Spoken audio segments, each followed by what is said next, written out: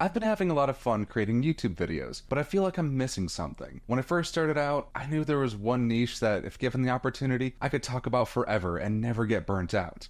Comic books. I can talk forever about any and every little thing about any nerdy pop culture property, entirely unprompted if anyone would let me. I'm pretty good with the technical side, so screw it. I made my own YouTube channel. But the thing is, I don't really know exactly what type of niche I'm in. And that's the thing that every YouTube guru tries to tell you what's important, right? Making the exact type of content every single week without fail, regardless of burnout, your 9 to 5, social life, the fact that you're a one-person crew, a new video game drops and you're kind of wanting to play that for a bit. Nope, you gotta get back to the mines for the algorithm. So like any up-and-coming YouTuber trying to learn the ropes, I went to VidCon in Anaheim. It was a lot of fun. I sat in on a bunch of panels way too early in the morning. I got to mess around with all the cool toys that I won't be able to afford for a good long while. And I even made this little cake at a pop-up stand in the community track. If I really wanted to figure out what I should be doing, I decided to ask other people what they think. Do you watch comic book YouTubers? Not specifically comic book YouTubers, but I definitely have watched some people kind of that break down kind of comic-y TV series, Matt Pat. Yes, I love game theory. Yeah, so game theory, the ones on the TV shows I used to watch growing up, the Gravity Falls theories, all that stuff. There was one time I watched a YouTuber that does voiceovers for the Walking Dead comics. Can't say that I have, no. So Screen Crush and New Rockstars. Mainly Nerdrodic and this gang, the Friday Night Tights, the whole gang. I didn't even know it existed, to be honest with you. Not particularly, not really, no. No, not really. I do. So I'm obviously I'm a pretty big comic book fan. So I watch kind of Rockstar. I can't remember his full name. Rockstar. You literally mentioned him. New Rockstars. New Rockstar. That's it. The Canadian lad. Have you heard of him? Honestly, not as of now, but I would love to. Now that I've known you guys, I want to get into it. Perfect. What type of content do you like? I have been, honestly, from VidCon, I learned about this person, Steve Newton, and I love his content, the type of film that he creates, very filmographic way of shooting. I feel it's making short form content more of a movie, so that's what I've been interested on. Just a lot of animator YouTubers such as Illimate. I like a lot of just funny videos, just anything that kind of appeals to me. Like Nexpo, who I watch that cover more internet mysteries and internet obscurities and stuff like that. Gaming challenges, kind of like Alpharad, Isaac Y, the Misfits group, if you've heard of Fits, Swagger Souls. And I have. A niche by definition means that it's a specialized market. So even the largest creators in any niche will always find themselves dwarfed by the Mr. Beasts of the world. I don't need to be the next megastar, I just kind of want to do me. And what better way to monetize my existential crisis than with a listicle?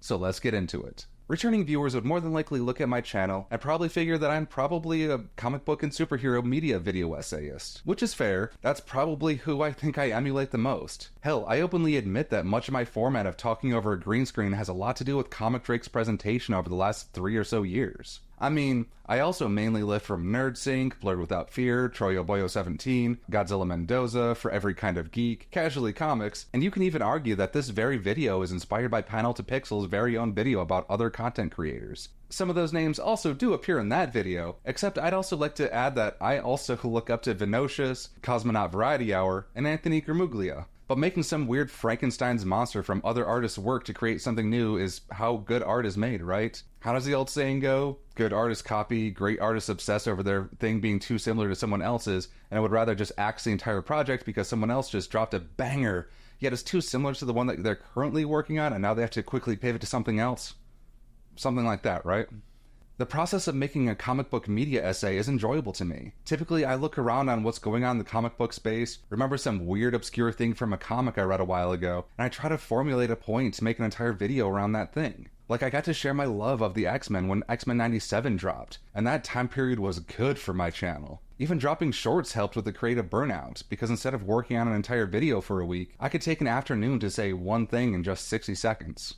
Yet, if I'm being honest with myself, I don't think I'm exactly the type of person who's really into the pure comic book side of things, because that's a whole nother can of worms. One sec.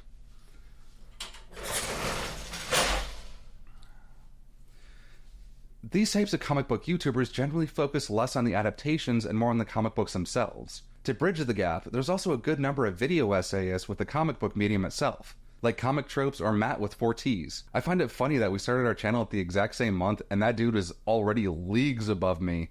Talk about skill diff. But this is where you'll find other massive channels like Comics Explains, Owen Likes Comics, and the legend who will be forever missed, Comicstorian, who can break down the key bits of comic book lore that you're looking for and present it in an easily digestible fashion. I truly believe that this type of channel is exactly what the entire medium of comic books needs, because comics are a daunting hobby to get into, with well over 8,000 different comics that Batman has appeared in across 85 years. So like, I've seen that meme about where you start in comics versus where you start in manga, the entire catalog, or just issue 1. And I mean, it generally doesn't matter where you start, both mediums are filled with recaps of key moments anyways, so go nuts. And if you really need that extra bit of information that you're missing out on, the Comic Story channel's got you. I think another good place for me is probably within the comic book adaptation field, because, oh man, those channels bring in the numbers. Many of the largest creators on the entire platform of YouTube focus more on the breaking down of film and television adaptations of our beloved comics. And for good reason. Many of the largest media properties in the world have comic book source materials as their inspiration, which again is because they have a proven track record of success with a hungry market, and to big studio investors, it just gives the safest bet possible when you try to make the largest return for a film possible. Not just the opening weekend ticket sales either, it's the merchandise, the toys, the t-shirts, the repeat viewings, the large cinematic universe that practically begs audiences to invest in the next project regardless of interest in that specific film or not. And as much as I love comic books, I acknowledge that more people have seen Batman v Superman: Dawn of Justice than have read The Dark Knight Returns, the comic it's loosely based on. Like, even most self-proclaimed superhero fans probably couldn't even tell you that the big climactic BVS fight was actually the least important parts of the comic. Hell, I'm pretty sure most people couldn't even tell you what the name of that version's Robin is.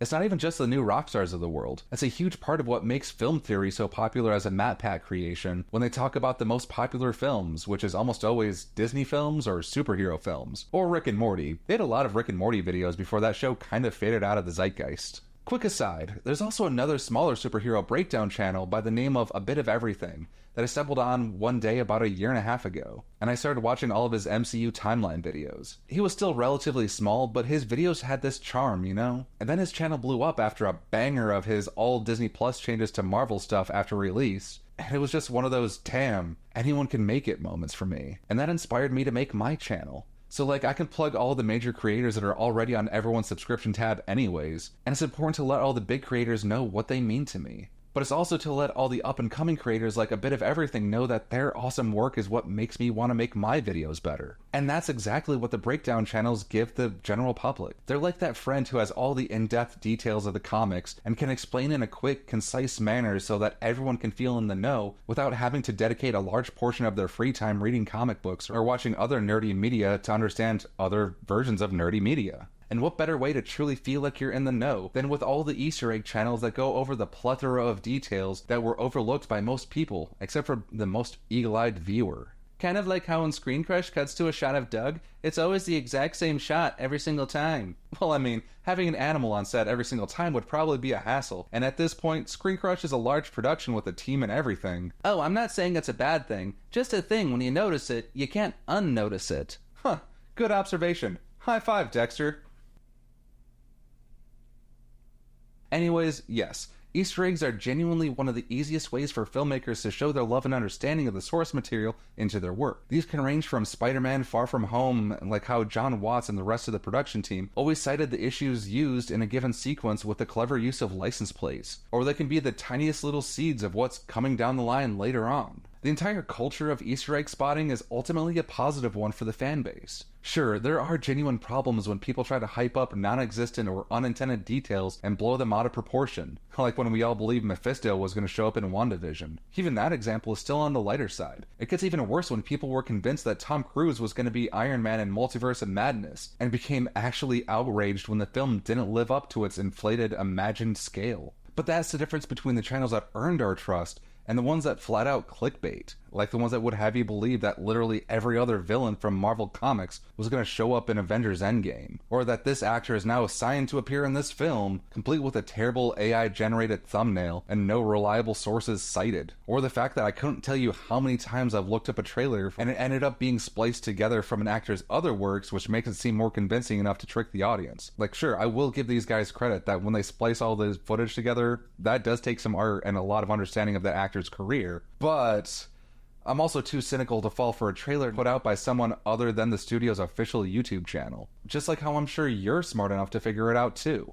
But let's be honest. We all have that friend, family member, classmate, or coworker that falls for anything the internet tells them. Speaking of falling for anything the internet tells them to, I think it's time to talk about possibly one path of the comic book YouTubers that I have zero interest in walking down.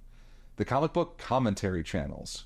And look, I will give most of them the benefit of the doubt that they truly feel like the hobby that they enjoyed is going down in quality, and they feel the need to vent their frustrations with this perceived decline in quality with a podcast or a repost of their Twitch feed onto YouTube. And even with all of their faults, I will give comic book commentary YouTubers that they tapped into the very essence of storytelling, knowingly or otherwise. Any kind of story needs to pull something out of its audience to get their attention and keep it. If I were to tell you a story about me going to the gas station and nothing really happened, okay, whatever, next. If I were to tell you a story about how I went to the gas station and things were great actually, if you were invested in me as a person, you would be happy for me. If you didn't, you probably don't care as much and you're already on to the next video. But if I were to say I went to the gas station and it was the worst experience of my life, now you're hooked. You need to know, either out of schadenfreude, out of sympathy because the story resonated with you, or maybe just random curiosity. Psychologically, that's the appeal of commentary channels and why they're successful. And generally speaking, the most powerful feeling the commentary creator is pulling out of the audience is anger. Please be mindful, not all of them do that, but a large majority do. Just swap out the "it's okay" and "it's good" with "this thing is literally the worst possible thing ever." And that's a winning formula that can be replicated over and over and over and over again for every piece of media that you ever come across. Just copy paste, Control F to replace the names. I don't feel like I need to call any of them out by name. I do not want that smoke. I mean, if that's your cup of tea, more power to you. I'm glad you have some content that you're engaged with. If you're that type of content creator, I'm happy for you that you found your thing. Get that bag, king. Except...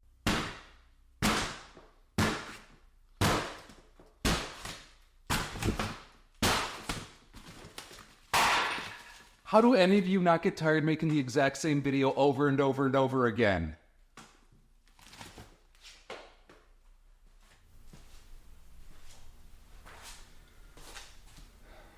Look, this isn't an attack. I honestly don't think I could do what you guys do. I mean, morally, because honestly I think that having more things for more nerds is a positive thing in general.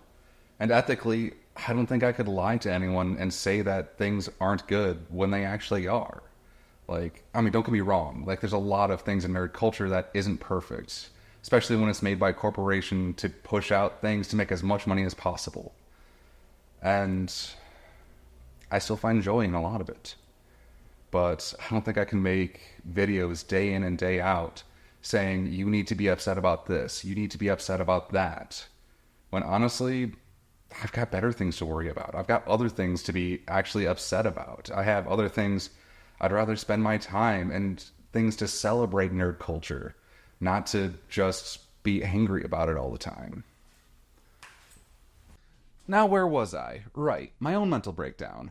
I don't know what I want to do. I love all things comic books and superhero related, and that's always going to be the thing that I center my channel on. Hell, I know only talking about one specific thing is a recipe for burnout, yet I genuinely love making videos about comic books. I learned a lot from NerdSync's Nebula course on how to make YouTube videos, so I might as well follow their lead on making videos about all the other things I also enjoy. I'm not going anywhere, but maybe I can branch out and make things that isn't specifically one niche. Maybe I can be my own niche. Maybe I can explore my love of gaming a bit more. Maybe I can use my platform to talk about things that actually matter. Maybe I can use my film school degree and years of experience in the industry to critically analyze the TV, film, and media we consume. All I know is that this channel is mine. I'm done listening to all the YouTube experts that keep preaching that the only way to be successful on this platform is to find one specific niche and do that until you're dead. I am fortunate enough to say that I'm monetized now on this platform, but this is still just my hobby. I have no boss. I have no rulers. I don't need grind culture to ruin a thing that brings me joy. So to quote Spider-Man in Across the Spider-Verse, nah. I'm going to do my own thing. But what do you guys think? Are there any other comic book YouTubers that bring you joy? Or if you are another comic book YouTuber that I mentioned in this video, please know that I love you and don't be mad. If you have any other thoughts, let me know in the comments down below. And if you enjoyed this week's video, please hit that like button and subscribe for more weekly content on comic books and nerd stuff. I've been Eric, and you've been awesome.